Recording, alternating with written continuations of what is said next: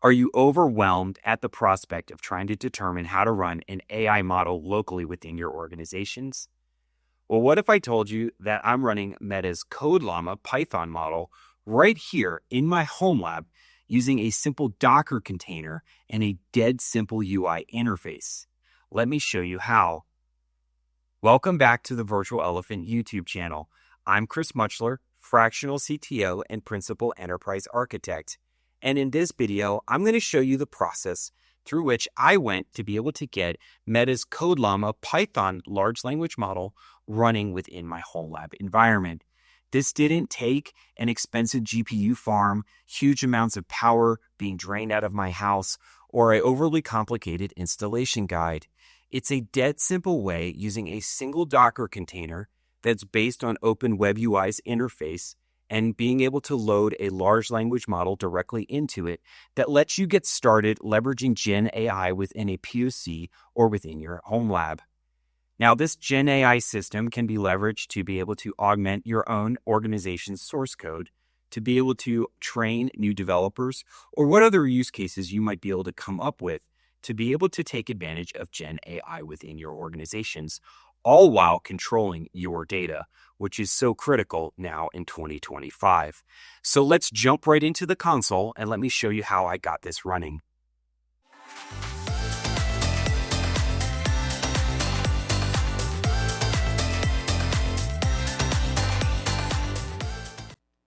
Now, as you all know, my Homelab environment is based off of 5 Dell R630 servers, and these are running dual E5 2680 V4 processors.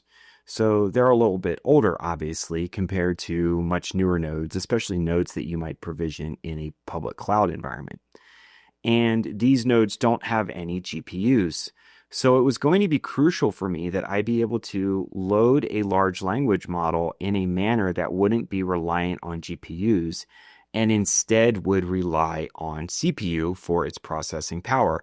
Now, certainly there's a disadvantage to this. It's going to be much slower when I want to do inference later on to be able to develop the model and customize it. But for this exercise, for me figuring out how could I run a large language model locally within my environment, this was going to be the best path forward in the near term. Now, I'd certainly like to add some GPUs within my servers, but at the prices that they're at right now, I don't know that that's going to happen in the near term. But I didn't want to wait to have GPUs before I started running a large language model within my environment. So for a couple of the things that we do here, you might be leveraging a different Docker container that the Open WebUI group is providing for us so that you can leverage your GPUs that you may have within your environments. And that's totally fine. It's still a dead simple process to be able to get this running. Now, real quick, a little bit about the CodeLlama model that I'm using. So specifically, I am loading the Meta CodeLlama-7B-Python model. Now, this is a 7 billion parameter large language model that was developed by Meta, and it's specifically fine-tuned for Python programming tasks. And so it's built upon the Llama 2 architecture, and it's designed specifically to assist with various code-related activities, including code generation, code completion, code infilling, and certainly code explanation. And so for my initial foray into running a large language model, this model was going to be perfect for my needs because I find myself doing more and more things within Python.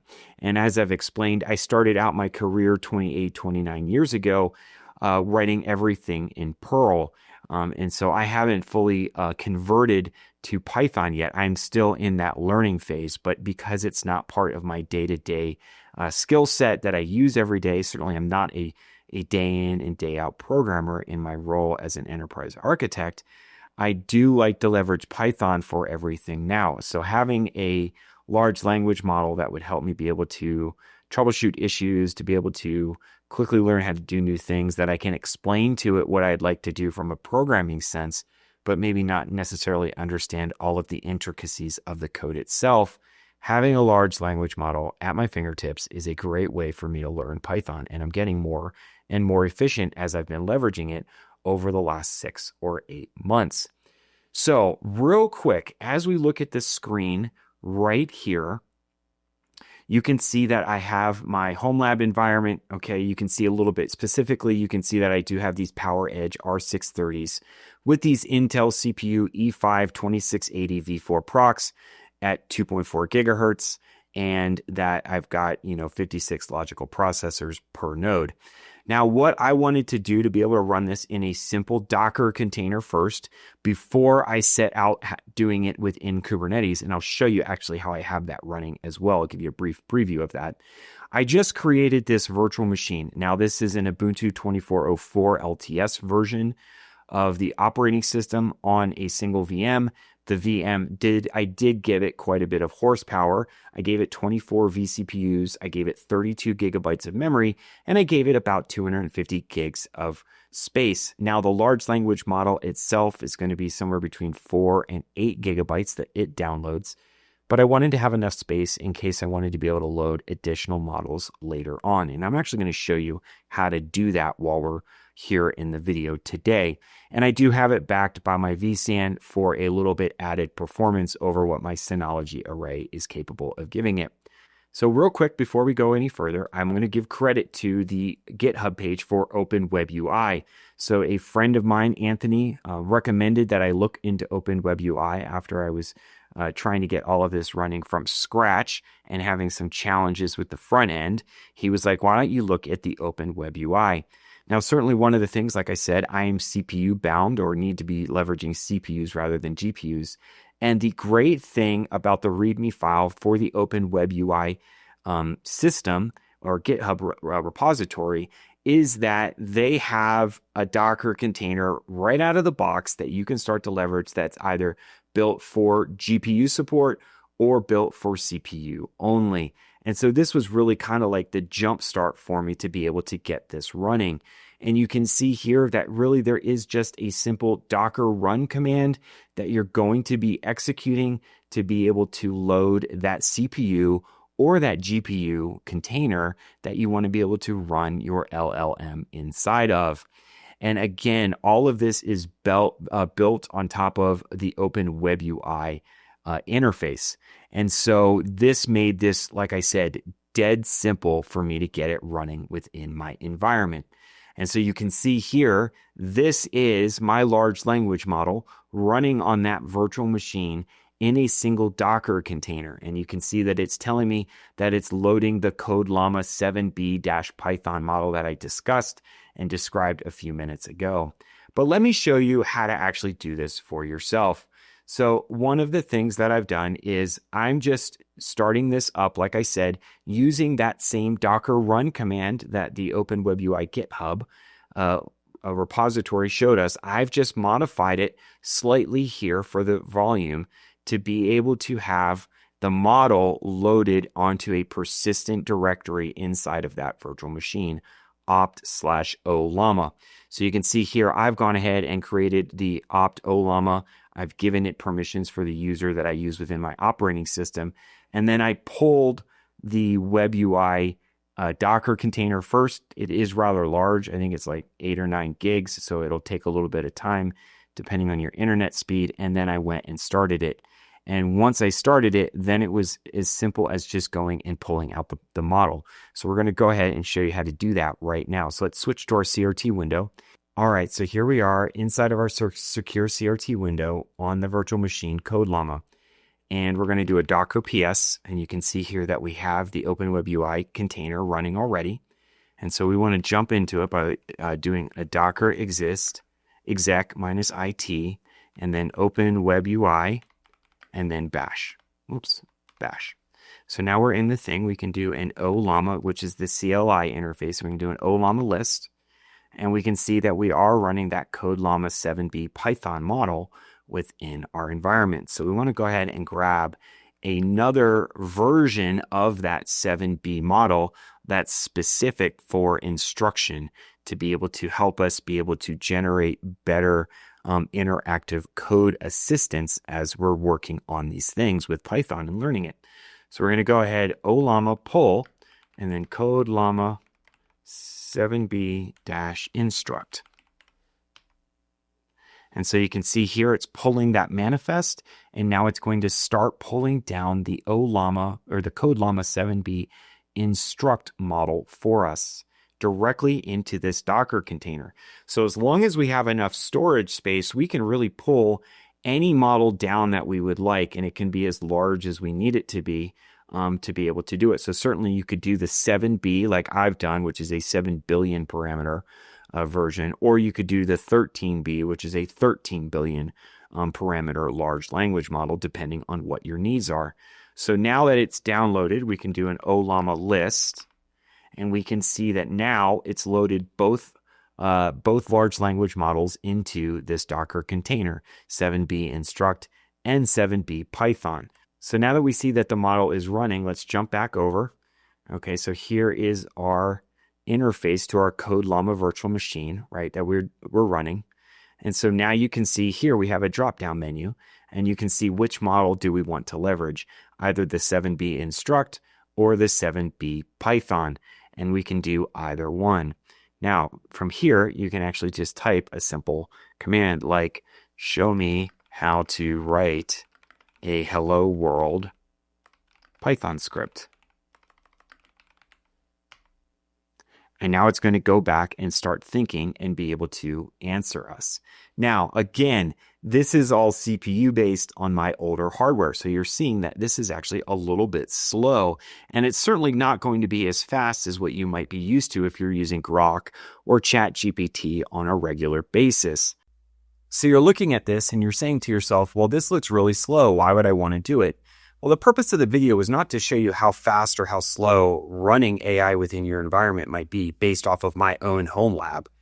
It was really as an opportunity to show you what's possible. Now, if you're a head of engineering, a CTO, or an engineering everyday leader within your organizations, you're probably trying to figure out how can you start out leveraging GenAI within your organizations. But more importantly, how can you control it? How can you make sure that your data isn't getting out into one of the public models? And this is really what the video is about.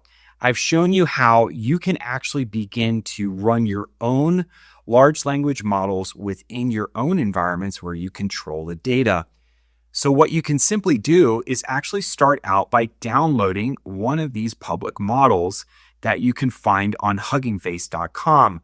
Things like the Meta CodeLlama models that you might be able to leverage. You can bring those into your organization, and on a subset of machines, certainly you're probably going to want to have GPUs if you're doing this in an organization, but you can download this local model within your environment, and then you can begin to use it. And because you own and control the data where the model resides, you can then augment it with your own proprietary source code and make sure that it's not getting out into one of the public models. Now, once you have this language model running, some of the things you're going to want to do is keep track of all of the history. What prompts have your engineers used? And then on a regular basis, either weekly or monthly or however often you feel is necessary, you take this model that you started out with, this public model that you've downloaded, and then you take all of the prompt and source code data that you fed into it, and now you run an inference cycle, and you actually make that public model into your own model, and you augment it with that proprietary information. So now this model grows into something new. It started out as a publicly downloadable model that you've modified for your own use case, for your own vertical, for your own technology stack that you're running. And once you've done that, that's really when you're going to start to see the power of running Gen AI, especially in a Copilot type manner within your organizations. And then you can start to tie this model into your IDEs, and you can have this available at your developers' fingertips to be able to help them leverage the source code that they have, as well as the knowledge that's built into this large language model that you started out with. Now, certainly this 7B, which is again a 7 billion parameter models, are probably a good starting point. You can see that it was relatively small, running in at just a little less than 4 gigabytes. or you can download a larger model like the 13B or some of the others that are out there. That's ultimately up to you. But again, the point is that this is not something that you should be worried about or scared of starting within your organizations.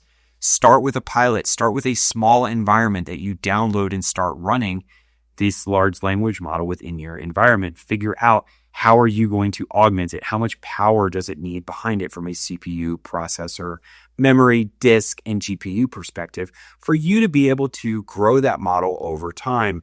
We're seeing more and more organizations start to release these new models that they augmented for themselves. Recently, we saw a real estate company mention what they've done and release their public model for what they've done from a real estate perspective and all of the data that they fed it.